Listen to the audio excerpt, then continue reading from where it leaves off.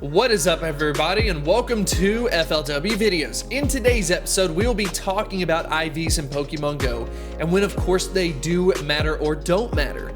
We will be taking a look at it from two main perspectives in the game, the first one being from the rating side, and then secondarily talking about it from a PvP standpoint. They're going to be two different answers, but I want to go ahead and use this video to bring both of them together. If you are not familiar with the overall basis to IVs, there's going to be three main factors that will affect the performance of the Pokemon when we disregard the moveset. And that's going to be the Pokemon's actual stats. These stats are already assigned to the Pokemon and will not differ per each one that you catch. They are the base stats and remain the same. Secondarily, you have levels. As you power up your Pokemon, they will of course become stronger as you go up in level. And then the third factor is of course IVs. I'm very excited about this episode. If you are new to my channel and you do enjoy this type of content, make sure to hit that subscribe button. We're getting so close to hitting 100,000 subscribers, and your support would mean the absolute world to me. But with all of that being said, let's go ahead and get into the video.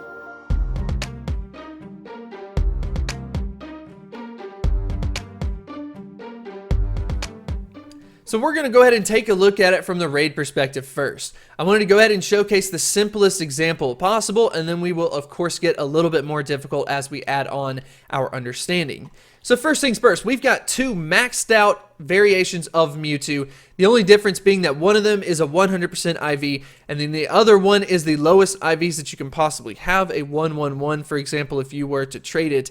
And what you're going to see is that the perfect 100% IV Pokemon is able to outperform the Pokemon with the lowest IVs possible, and it ends up being by quite a bit, so that definitely has an effect on it from the raid perspective.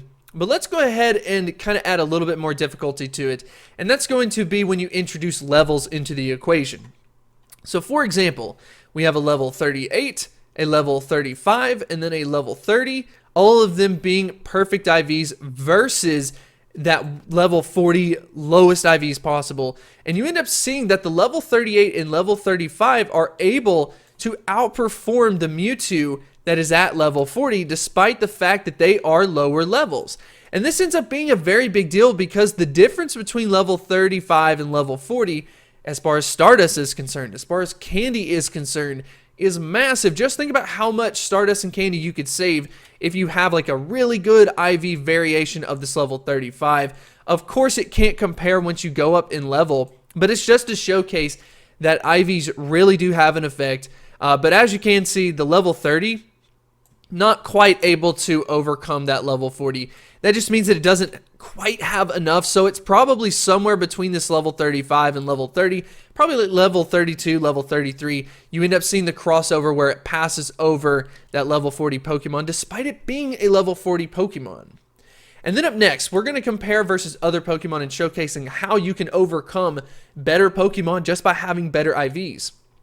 So for example, we have a maxed out 100% IV Azelf versus that 111 Mewtwo, and you end up seeing that the Azelf is able to outperform it. And the reason for that is because their performance is just so close to each other that when you get down to it, it's going to be those IVs that can be the final touch that allows Azelf to jump over Mewtwo whenever Mewtwo has low IVs. Of course, we are ignoring the fact of like Future Sight, for example, being a better move than Psychic. Movesets can also technically nerf Pokemon. For example, Mewtwo having Psychic really does hold it back, but that is what it is. Hopefully in the future, we will end up seeing Future Sight. If Future Sight gets added in, it's going to just be so much harder for any Pokemon to be able to pass Mewtwo, for example, because it will have nothing holding it back. Up next, we're just going to take a little bit more of a global look at this. And as you can see, Azelf as well as Alakazam able to outperform it whenever IVs get considered into it. But Espeon, for example, if it is fully maxed out, it is not able to overcome Mewtwo. Even though it is a maxed out 100% IV, it has a better moveset with Future Sight, for example. With all of those things going for it, it is not able to jump over Mewtwo. So to some extent, this kind of shows where the base stats end up playing in.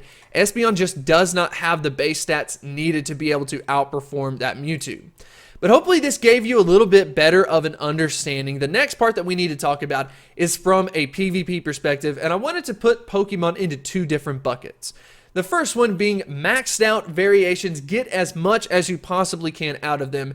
And it's really going to fall into two different kind of like buckets. The first one being, for example, Great League Pokemon. And I think Sableye really does accent this very well. We've got it at a max EP of 1476, which is below that 1500 threshold. So what you want to end up doing is max it out as best as you possibly can with those IVs. You want a perfect 100% set of IVs so that you can get the best possible. For example, if you had a 000, you're talking about it being at like what, 1360 something, I don't know, something like that. But because of that, it ends up being so much further away from that 1500 CP number, meaning that it isn't going to have as many stats as it possibly needs to be able to perform as well as possible. You want another example for this? Well, think about the Masters League. You want the best possible options available. For example, a level 40 100% IV Mewtwo to be able to just run rampant. It's going to end up doing better than like a level 30 that was even a 100% IV as well, simply for the fact that its base stats are, obviously the same between them, but it ends up getting scaled up to level 40, which means it's at its full potential. It has that 100% of IVs. So that is kind of like the first ballpark.